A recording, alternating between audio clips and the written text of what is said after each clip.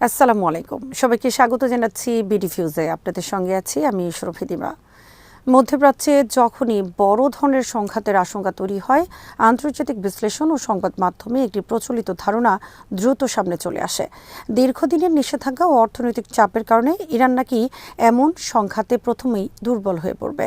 পশ্চিমা অর্থনৈতিক অবরোধে আবদ্ধ একটি রাষ্ট্র হিসেবে ইরানের অর্থনীতি দ্রুত ভেঙে পড়বে এবং সামরিক সক্ষমতাও দীর্ঘস্থায়ী সংঘাত টিকিয়ে রাখতে পারবে না, এমন ধারণা প্রায়ই আলোচনায় উঠে আসে। কিন্তু গত 4 দশকের রাজনৈতিক ও অর্থনৈতিক বাস্তবতা বিশ্লেষণ করলে দেখা যায় এই ধারণাটি অনেক ক্ষেত্রেই বাস্তবতার সঙ্গে পুরোপুরি মেলে না, বরং দীর্ঘমেয়াদী নিষেধাজ্ঞা, আন্তর্জাতিক বিচ্ছিন্নতা এবং অর্থনৈতিক চাপের মধ্য দিয়েই ইরান এমন এক ধরনের রাষ্ট্রের কাঠামো তৈরি করেছে যা সংকটের পরিস্থিতিতে টিকে থাকার সক্ষমতা উল্লেখযোগ্যভাবে বাড়িয়ে দিয়েছে। আরও থাকছে ওয়াহিদ ফারুকীর প্রতিবেদনে।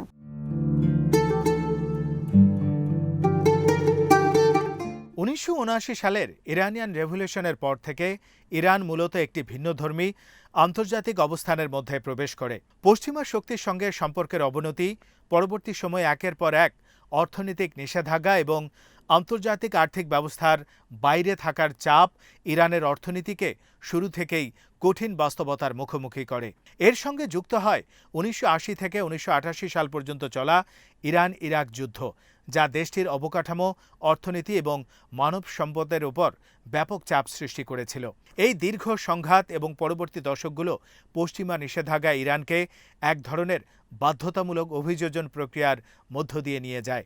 অনেক বিশ্লেষকের মতে এই পরিস্থিতি ইরানের নীতি নির্ধারকদের এমন একটি কৌশল তৈরিতে বাধ্য করে যার লক্ষ্য ছিল বাইরের চাপের মধ্যেও রাষ্ট্রকে টিকিয়ে রাখা।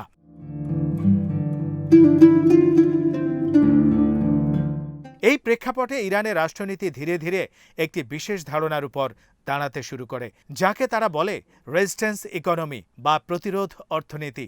এই ধারণাটি বিশেষভাবে প্রচার ও নীতিগত গুরুত্ব পায় ইরানের সর্বোচ্চ নেতা আলী খামেনির সময়। প্রতিরোধ অর্থনীতির মূল লক্ষ্য হল এমন একটি অর্থনৈতিক কাঠামো গড়ে তোলা যা আন্তর্জাতিক নিষেধাজ্ঞা বা বৈশ্বিক আর্থিক ব্যবস্থার সীমাবদ্ধতার মধ্যেও কার্যকর থাকতে পারে। এর কেন্দ্রে রয়েছে অভ্যন্তরীণ উৎপাদন বৃদ্ধি, খাদ্য নিরাপত্তা নিশ্চিত করা, স্থানীয় শিল্পকে শক্তিশালী করা এবং বিকল্প বাণিজ্য নেটওয়ার্ক তৈরি করা।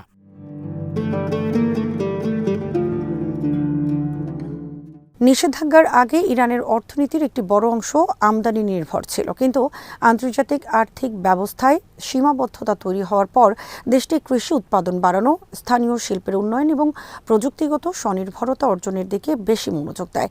গত কয়েক দশকে ইরান কৃষি খাতে উল্লেখযোগ্য অগ্রগতি অর্জন করেছে। গম উৎপাদন বৃদ্ধি, সেচ ব্যবস্থার আধুনিকীকরণ এবং খাদ্য সংরক্ষণ অবকাঠামো উন্নয়নের মাধ্যমে খাদ্য নিরাপত্তার ক্ষেত্রে একটি স্থিতিশীল অবস্থান তৈরি করার চেষ্টা করেছে। যদিও পুরোপুরি স্বয়ংসম্পূর্ণতা অর্জন করা কঠিন, তবু খাদ্য ও মৌলিক চাহিদার বড় একটি অংশ এখন দেশীয় উৎপাদনের মাধ্যমে পূরণ করা সম্ভব হচ্ছে।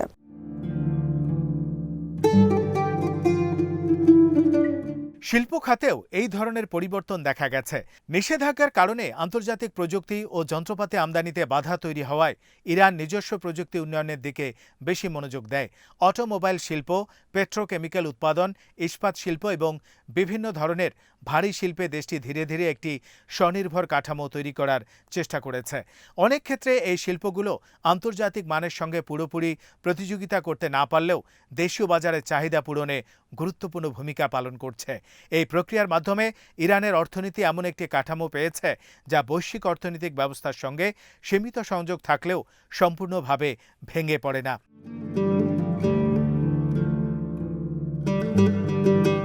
অর্থনৈতিক অভিযোজনের পাশাপাশি সামরিক ক্ষেত্রে ইরানের কৌশলগত পরিবর্তনও গুরুত্বপূর্ণ। গত 2 দশকে দেশটি এমন একটি প্রতিরক্ষা নীতি অনুসরণ করেছে যার লক্ষ্য ছিল সীমিত সম্পদের মধ্যেও কার্যকর প্রতিরোধ ক্ষমতা তৈরি করা। এই কৌশলটি মূলত অ্যাসিমেট্রিক ওয়ারফেয়ার বা অসম যুদ্ধনীতির ধারণার উপর ভিত্তি করে গড়ে উঠেছে। এর অর্থ হল শক্তিশালী প্রতিপক্ষের সঙ্গে সরাসরি সামরিক প্রতিযোগিতায় না গিয়ে এমন প্রযুক্তি ও কৌশল ব্যবহার করা যা তুলনামূলকভাবে কম খরচে বড় কৌশলগত প্রভাব তৈরি করতে পারে।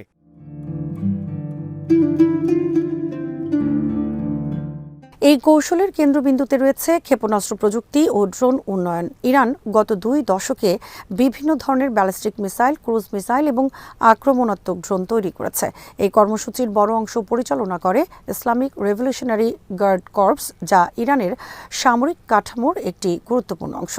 দীর্ঘপাল্লার ক্ষেপণাস্ত্র প্রযুক্তি ইরানের প্রতিরক্ষা কৌশলের অন্যতম প্রধান উপাদান হয়ে উঠেছে, কারণ এগুলোর মাধ্যমে দূরবর্তী লক্ষ্যবস্তুতে আঘাত হানার সক্ষমতা তৈরি হয়।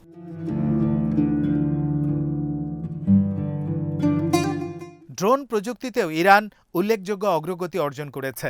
নজরদারি ড্রোন থেকে শুরু করে আক্রমণাত্মক ড্রোন পর্যন্ত বিভিন্ন ধরনের প্রযুক্তি এখন তাদের সামরিক ব্যবস্থায় অন্তর্ভুক্ত রয়েছে। এই প্রযুক্তির বড় সুবিধা হলো তুলনামূলকভাবে কম খরচে তৈরি করা যায় এবং বড় সামরিক অবকাঠামোর উপর নির্ভর করতে হয় না। ফলে শক্তিশালী প্রতিপক্ষের বিরুদ্ধে একটি কার্যকর প্রতিরোধ কাঠামো তৈরি করা সম্ভব হয়। সাম্প্রতিক বছরগুলোতে মধ্যপ্রাচ্যের বিভিন্ন সংঘাতে ড্রোন প্রযুক্তির ব্যবহার বাড়তে দেখা গেছে, যা ভবিষ্যতে যুদ্ধের ধরন পরিবর্তনের ইঙ্গিত দেয়।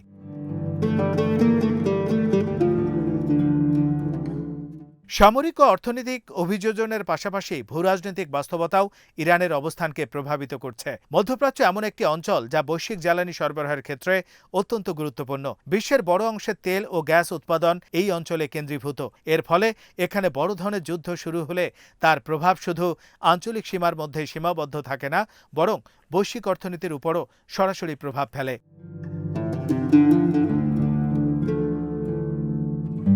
এই প্রেক্ষাপটে পারস্য উপসাগরের অন্যতম গুরুত্বপূর্ণ সমুদ্রপথ স্ট্রেইট অব হরমুজ বিশেষভাবে গুরুত্বপূর্ণ।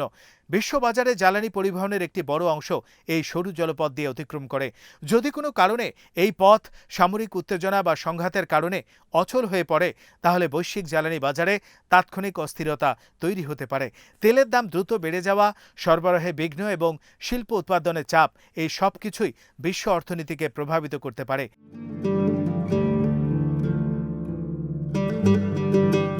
এই পরিস্থিতি বিশেষ করে ইউরোপের জন্য বিশেষ গুরুত্বপূর্ণ। সাম্প্রতিক বছরগুলোতে ইউরোপ জ্বালানি নিরাপত্তা নিয়ে বড় ধরনের চ্যালেঞ্জের মুখোমুখি হয়েছে, বিশেষ করে রাশিয়ান ইনভেশন অফ ইউক্রেনের পর।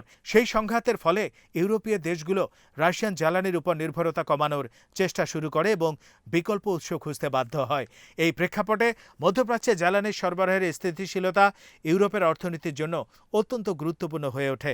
যদি মধ্যপ্রাচ্যে বড় ধরনের যুদ্ধ শুরু হয় এবং জ্বালানি পরিবহন ব্যাহত হয়, তাহলে ইউরোপীয় শিল্প অর্থনীতি আরও সরবরাহ সংকট ও উচ্চ মূল্যের চাপের মধ্যে পড়ে যেতে পারে।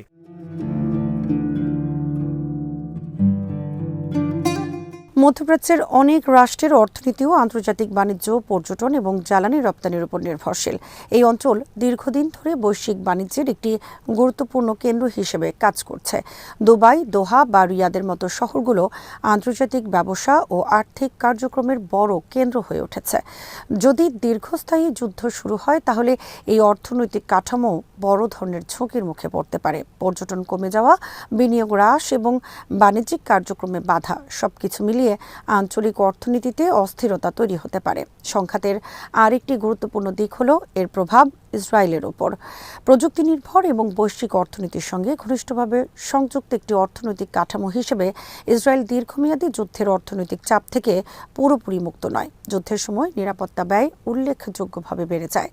সামরিক প্রস্তুতির জন্য বড় অঙ্কের বাজেট বরাদ্দ করতে হয় এবং অবকাঠামোগত নিরাপত্তা নিশ্চিত করতে অতিরিক্ত ব্যয় করতে হয়।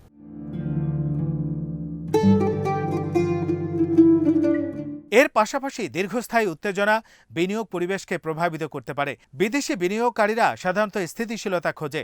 যদি আঞ্চলিক উত্তেজনা দীর্ঘ সময় ধরে চলতে থাকে, তাহলে বিনিয়োগের প্রবাহ কমে যাওয়ার সম্ভাবনা তৈরি হয়। প্রযুক্তিগত খাত, স্টার্ট আপ ইকোসিস্টেম এবং আন্তর্জাতিক বাণিজ্যের উপর নির্ভরশীল অর্থনীতির জন্য একটি বড় চ্যালেঞ্জ হয়ে দাঁড়াতে পারে।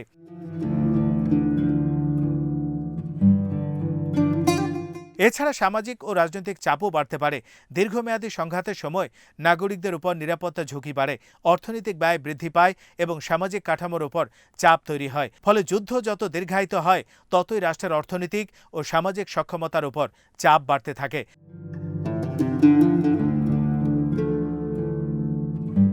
সব মিলিয়ে মধ্যপ্রাচ্যের বর্তমান উত্তেজনা একটি গুরুত্বপূর্ণ বাস্তবতা সামনে নিয়ে আসে। আধুনিক সংঘাতে কেবল সামরিক শক্তি নির্ধারক নয়, বরং সহনশীলতা, অভিযোজন ক্ষমতা এবং দীর্ঘমেয়াদী কৌশলগত পরিকল্পনাও সমান গুরুত্বপূর্ণ। গত 4 দশকে নিষেধাজ্ঞা ও আন্তর্জাতিক চাপের মধ্য দিয়ে ইরান এমন একটি রাষ্ট্রকাঠামো তৈরি করেছে যা সীমিত সম্পদের মধ্যেও দীর্ঘ সময় ধরে চাপ সহ্য করার সক্ষমতা অর্জন করেছে।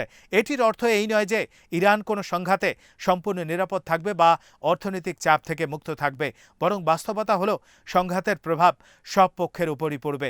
কিন্তু গত কয়েক দশকের অভিজ্ঞতা ইঙ্গিত দেয় যে ইরান চাপের পরিস্থিতিতে দ্রুত ভেঙে পড়ার বদলে ধীরে ধীরে অভিযোজনের কৌশল ব্যবহার করতে সক্ষম হয়েছে।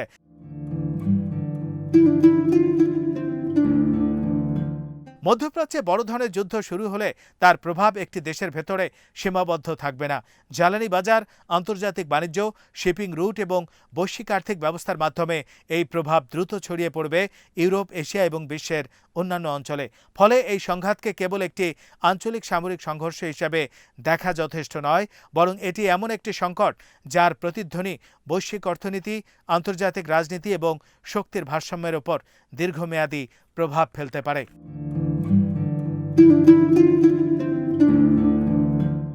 শেষ পর্যন্ত প্রশ্নটি কেবল সামরিক শক্তির হিসাবে নয়, বরং প্রশ্ন হলো কে দীর্ঘ সময় ধরে অর্থনৈতিক ও রাজনৈতিক চাপ সহ্য করে নিজেদের কৌশল ধরে রাখতে পারবে। মধ্যপ্রাচ্যের বর্তমান বাস্তবতায় এই প্রশ্নের উত্তরই ভবিষ্যতের ভূরাজনৈতিক সমীকরণ নির্ধারণ করতে পারে। আজ এখানেই শেষ করছি। সবাই ভালো থাকুন, সুস্থ থাকুন আর দেখতে থাকুন বিডিফিউজ। চ্যানেলটি ভালো লাগলে সাবস্ক্রাইব করুন, সংযুক্ত থাকুন আমাদের ফেসবুক পেজে। আল্লাহ হাফেজ।